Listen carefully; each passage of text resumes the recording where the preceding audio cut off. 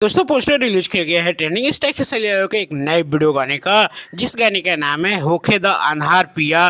दोस्तों बात करेंगे इसी गाने के बारे में, गाने को कब और कहां रिलीज किया जाएगा, आखिर ये गाना एल्बम का है कि फिल्म का है। दोस्तों सब कुछ बताएंगे, वीडियो को लास्ट तक देखते रहिएगा।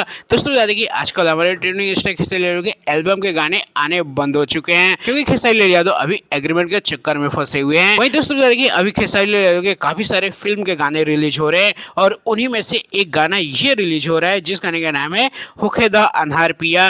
दोस्तों बता दें कि ये फिल्म का गाना है जिस फिल्म का नाम है डोली सजा के रखना।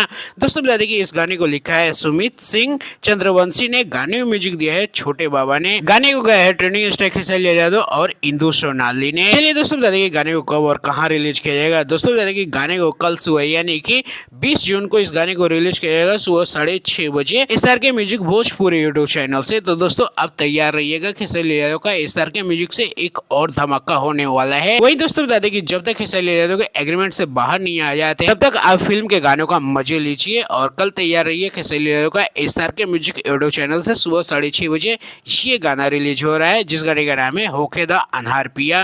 बाकी दोस्तों चलिए इस वीडियो में इतना ही। आप क्या कहना चाहेंगे खेसारी यादव के इस गाने के बारे में, एक कमेंट जरूर करिए।